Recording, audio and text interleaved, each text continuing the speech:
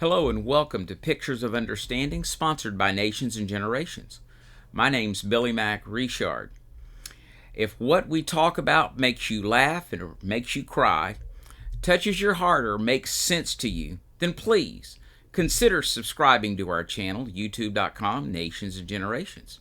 Make sure to hit the bell so you can be alerted every time we bring new information your way. You can also find us on Facebook at facebook.com, Nations and Generations.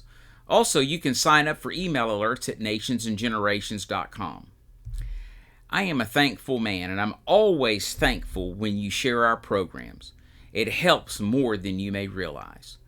Today on Pictures of Understanding, we're going to paint a picture of freedom and liberty.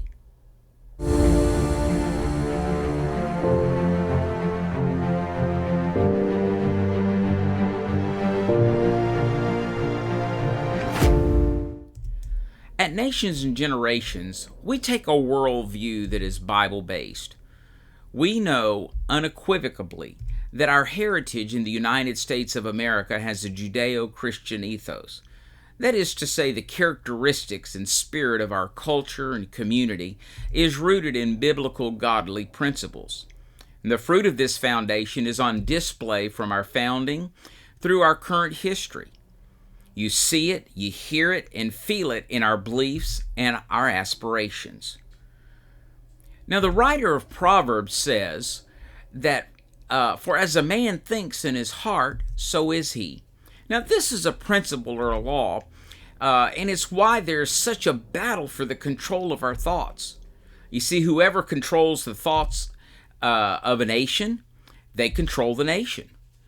They control what is heard. You control the understanding of what is heard. You can control the whole nation. But we know this, in order to get rid of darkness, you don't do it by cursing the darkness or screaming at the darkness or pointing the darkness out. You simply turn on the light. So today, we're going to turn on a little light, and we're going to get a picture of understanding of liberty. Our language has become very diluted by those who wish to subdue our nation. It is best that we get an understanding of liberty by drawing a contrast with another word that has been substituted for liberty, and that word is freedom. With the hijacking of our language, we have been led to believe that liberty and freedom are synonymous. By definition, they are very similar. However, when we look at the concept that each word represents, we find the understanding is very different. As we look back into what the framers and founders of our country used, and in the Declaration of Independence, the Constitution, the Bill of Rights wrote, it helps clarify this understanding that empowers us and equips us for engagement. I think it is fair to say most of us see freedom as having restraints cast off, or cut off, chains being broken and removed. A good mental image would be slaves being set free. I mean, everybody's for slaves being set free. Nobody is for slavery. But I remember my civics class, Mr. Dunn. He always said, it's not what you are against that unites. It's what we are for that unites. And far too long, what we've seen in recent years in our country is a rally of people by what they're against. It's easy to manipulate, but when you gather people together for what they are for, then it becomes much more powerful. It becomes make America great again. Our founding fathers recognized this with great influence from the clergy of the day and a clear understanding of the Bible principles. They declared liberty.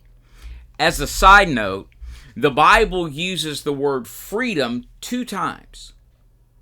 Liberty, on the other hand, is used 25 times. With this understanding clearly in their minds and hearts, the framers and founding fathers wrote about liberty. They fought for liberty. They lived for liberty. They died for liberty. So what is the difference between liberty and freedom? A picture of understanding of liberty is freedom plus virtue, as our founding fathers described it. We might say today, morality. See, freedom alone would be restraints removed with no clarity of conscience, no moral compass, no boundaries of right and wrong, giving you nothing more than a pseudo-revolution, something more aligned to riots. Sound familiar? People throwing off the shackles of restraint with no revelation of direction or definition of destination, don't know where they're going, and don't know how to get there. In short, anarchy. But when you add morality to freedom, this Judeo-Christian ethos, we have the glue that binds our culture. You find a heritage that's worth dying for. As Patrick Henry said, give me liberty or give me death. The legacy that's worth living and fighting for. Think about it. We have the Sons of Liberty, the Liberty Tree, the Statue of Liberty. Have you ever thought why they don't call it the Statue of Freedom? How about the Liberty Bell? That bell bears a timeless message proclaiming liberty throughout all the land and all the inhabitants thereof. Comes from a Bible verse, by the way, Leviticus 25:10. Wanted to leave with you a few quotes from some of our founding fathers. John Adams said, "Liberty once lost is lost forever." Benjamin Franklin said, "They who can give up essential liberty to obtain a little temporary safety deserve neither liberty nor safety." Benjamin Franklin also said, "Whoever would overthrow the liberty of a nation must begin by subduing the freeness of speech." Have we noticed that recently? With all of the banning going on social media and the controlling of free speech and all of the things that are going on and the things we're yet to see, is it no wonder that they're after the free speech of you and I because they would overthrow liberty? You're welcome to have all the freedom you want, just no liberty. As we take back our language, we are better able to stand, fight, and live for liberty in order to leave an inheritance and legacy to those who would come behind us. Finally, I would say freedom comes in many forms and means many things to many people. But the Apostle Paul wrote in Galatians 5, he said, "Stand fast, therefore, in the liberty wherewith Christ has made us free." As the founders of our great nation knew, true liberty can only be found in the one true God, and the only way to God and true liberty is through Jesus the Christ. Make no mistake, there is only one way. Thank you so much for stopping by. Remember to subscribe, hit the bell to be notified for future videos. Share this with your friends and families so we can all have a better picture of understanding. We do want to leave the world a better place than we found it.